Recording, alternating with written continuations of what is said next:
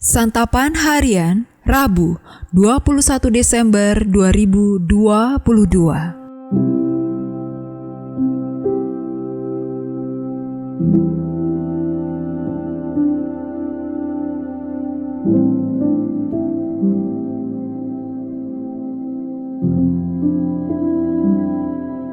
Inilah program Santapan Harian, sebuah program yang mengajak Anda menelusuri isi Alkitab agar Anda menemukan makna firman Tuhan sesuai dengan konteksnya. Santapan Harian tertuju bagi Anda yang ingin memiliki kehidupan rohani yang segar, kuat, dan sigap.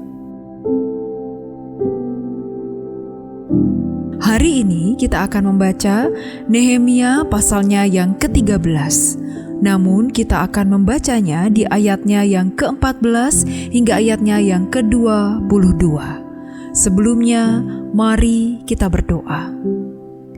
Betapa kami mencintai firman-Mu ya Allah. Kami hendak merenungkannya sepanjang hari. Dan di saat ini, di dalam keteduhan bersama-Mu, kami akan merenungkan kebenaran sabda-Mu. Dalam kasih-Mu Kristus, kami berteduh. Amin. Nehemia 13 ayat 14 sampai 22. Ya Allahku, ingatlah kepadaku karena hal itu, dan janganlah hapuskan segala perbuatan bakti yang telah kulakukan terhadap rumah Allahku dan segala pelayanan di dalamnya. Pada masa itu, kulihat di Yehuda, orang-orang mengirik memeras anggur pada hari Sabat. Pula orang-orang yang membawa berkas-berkas gandum dan memuatnya di atas keledai. Juga anggur, buah anggur, dan buah ara, dan pelbagai muatan yang mereka bawa ke Yerusalem pada hari Sabat. Aku memperingatkan mereka ketika mereka menjual bahan-bahan makanan. Juga orang Tirus yang tinggal di situ membawa ikan dan pelbagai barang dagangan dan menjual itu kepada orang-orang Yehuda pada hari Sabat, bahkan di Yerusalem. Lalu aku menyesali pemuka-pemuka orang Yehuda, kataku kepada mereka, kejahatan apa yang kamu lakukan ini dengan melanggar kekudusan hari Sabat? Bukankah nenek moyangmu telah berbuat demikian, sehingga Allah kita mendatangkan seluruh malapetaka ini atas kita dan atas kota ini? Apakah kamu bermaksud memperbesar murka yang menimpa Israel dengan melanggar kekudusan hari Sabat?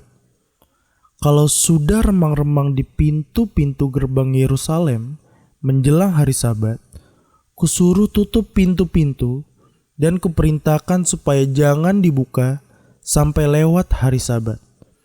Dan aku tempatkan beberapa orang dari anak buahku di pintu-pintu gerbang, supaya tidak ada muatan yang masuk pada hari Sabat.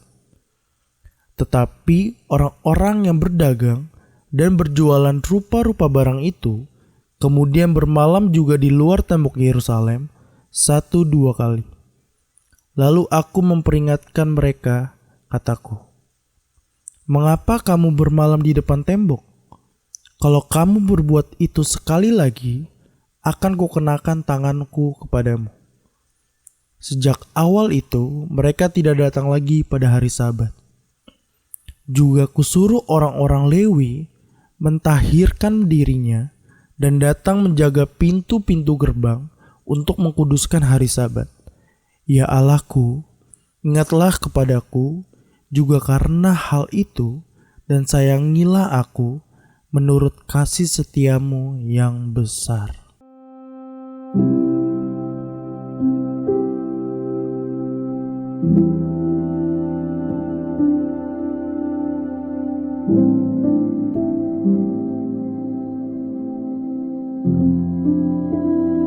Sahabat Santapan Harian, di akhir kitab ini, Nehemia menuliskan banyaknya penyimpangan yang dilakukan oleh orang Israel, para pelayan Tuhan, bahkan para pemimpin saat itu.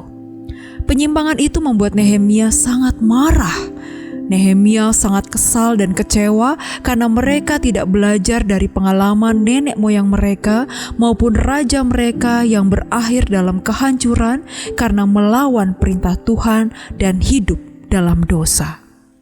Sebab itu Nehemia dengan tegas menegur, memperingatkan, bahkan menghukum mereka. Bait Allah kembali ditahirkan. Orang-orang Lewi kembali melayani Tuhan dan mendapatkan dukungan dari penduduk Israel.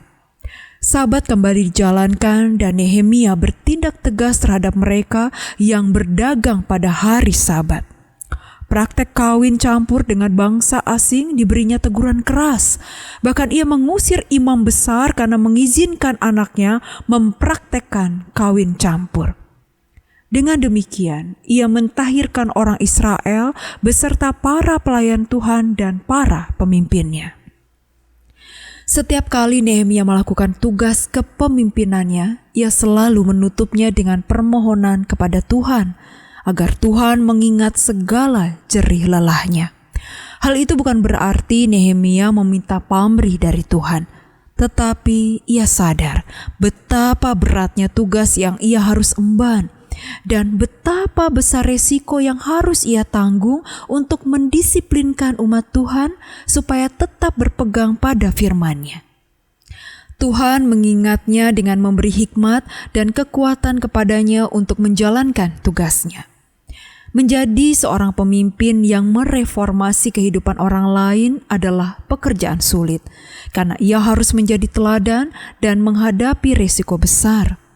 Kadang hal itu berarti dibenci oleh mereka yang tidak mau berubah, disalahpahami, dan bahkan diperhadapkan pada ancaman.